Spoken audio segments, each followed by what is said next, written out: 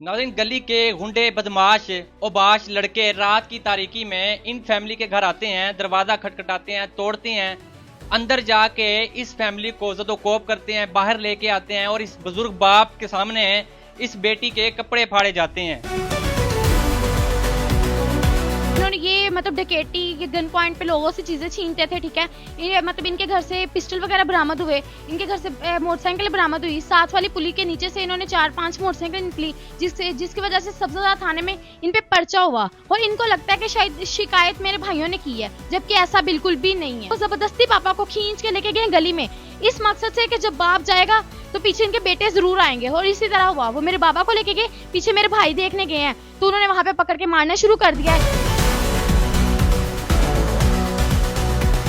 जब मैं छुड़वाने गई तो अंदर मुझे भी उसने मारा। मेरे कजन रेहान ने मुझे चपेड़े मारी, उसने मुझे धिक्का दिया जिस तरह से मेरे सर में अभी तक पेन है, और मेरी चूड़ी तोड़ दी जिस तरह से मेरे हाथ से इतना ज्यादा ब्लड निकला।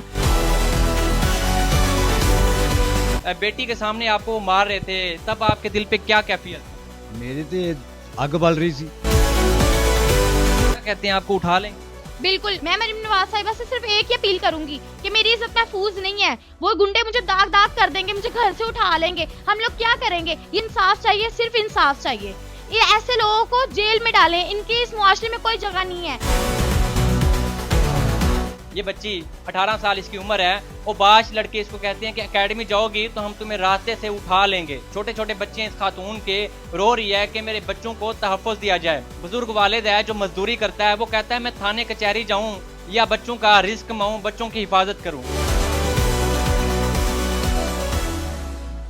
अस्सलाम वालेकुम। वालेकुम सलाम। कैसी हैं आप? अल्हम्दुलिल्लाह। क्या नाम है आपका? लाइबा। लाइबा, मुझे बताओ, ये जो लड़के आपको गालम गलोच कर रहे हैं, पत्थर मार रहे हैं, ये कौन है? ये इनमें मेरे कजन हैं और हम लोग के हमसाए हैं जो मेरे कजन के दोस्त हैं। ये आपके कजन के दोस्त हैं? बिल्कुल। वजह क्या बनी है, ये आपको क्यों गालम गलोच कर रहे हैं, पत्थर क्यों मार रहे हैं? जो मेरे कजन के दोस्त हैं, इन्होंने ये डकैती ये गन पॉइंट पे लोगों से चीजें छीनते थे, ठीक है।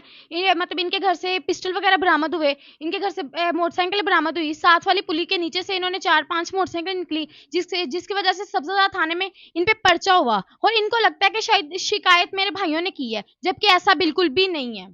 आपने कोई शिकायत नहीं? बिल्कुल भी नहीं की। मेरे भाई सारा दिन काम पे होता है, काम से घर आया, ठीक है, खाना वगैरह खाया और टीवी देख के सो जाते हैं, बस इतना सा टाइम होता है मेरे भाइयों के पास। रिलेशन क्या है आपका इनके साथ? मेरे 2 कज़न हैं, मेरे चाचू के छोटे चाचू के 2 बेटे हैं जो हमसे बड़े हैं, ठीक है, और उनके आगे ये सारे दोस्त हैं। मतलब ये आपके कजन के आगे दोस्त हैं? बिल्कुल, और हम लोग के हमसाए भी हैं। तो वो एक जत्था तैयार करके आपको मारने आ जाते हैं सिर्फ इसी वजह से, गलत फहमी की वजह से? बिल्कुल, ये गलतफहमी की वजह से इन्हें लगता है कि हम लोगों ने शिकायत की है, सिर्फ एक बहाना ढूंढ रहे थे। ये पहले भी इन्होंने एक दफा लड़ाई करने की कोशिश की पर सब कुछ खत्म हो गया, ठीक है ना। उस दिन मेरा भाई कॉर्नर पे खड़ा होकर अपने उस्ताद के साथ बात कर रहा है कि यार उस्ताद, सुबह मैंने काम पे आऊं या ना आऊं। वो जो शेबी और काका आए हैं, ठीक है, और मेरे भाई को कहते हैं तुम्हारा रिमांड लगाना है, ठीक है ना।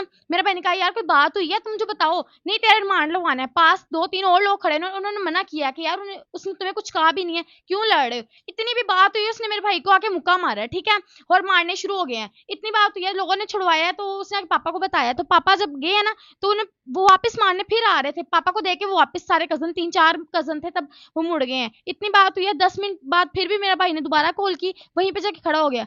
इतनी ही देर में उसके सारे चाचू तो आए, ठीक है ना, वो 5-6 वो थे, और जिनमें से ये 14 से 15 लड़के सही जवान 20 से 25 साल जिनकी उम्रें हैं, ठीक है, और आके मेरे मारना शुरू कर दिया मेरे भाई को। हम लोग फिर भी इधर वापस आ गए बाबा मेरे भाई को लेके। फिर उनमें से जो है ना कि पोला है पापा के, उसने ये गुट पकड़ा और लेके गए हैं।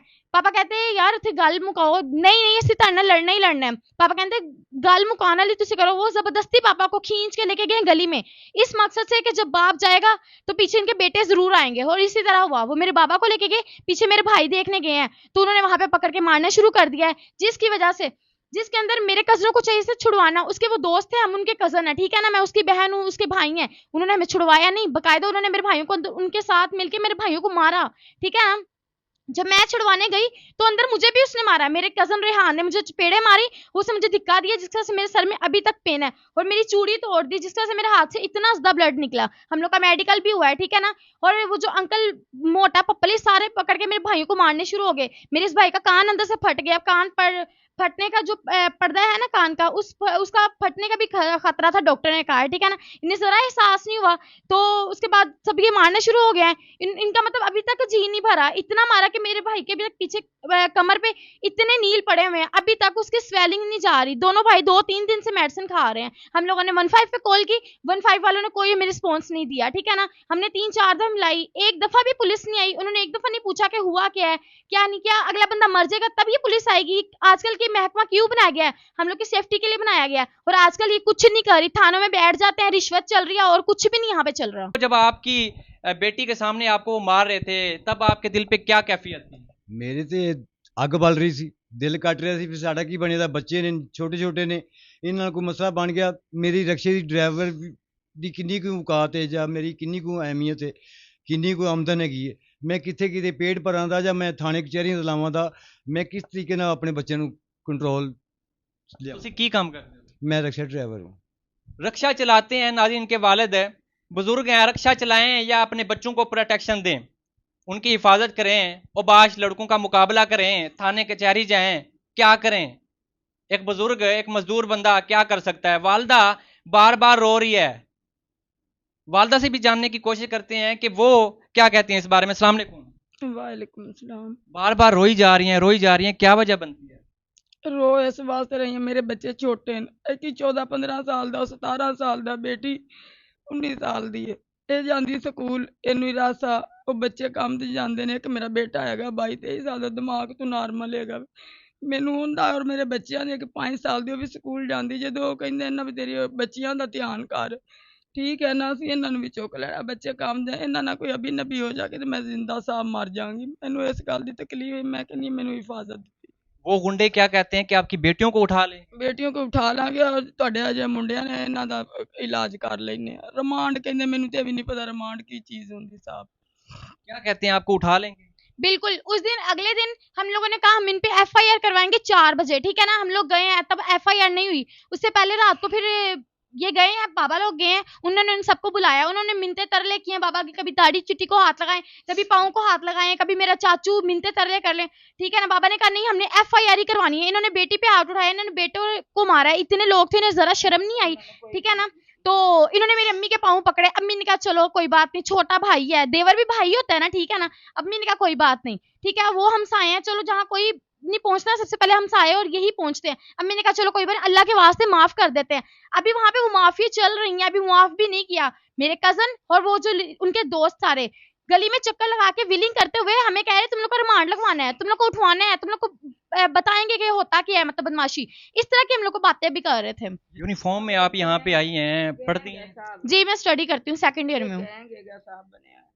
नाज़रीन, 2nd ईयर की लड़की 18 साल जिसकी उम्र है, यूनिफॉर्म में यहाँ पे इंसाफ के लिए मौजूद है। ये उन गुंडों से लड़ने तो चली गई, लेकिन उन गुंडों के मुकाबले में ये अकेली काफ़ी नहीं है।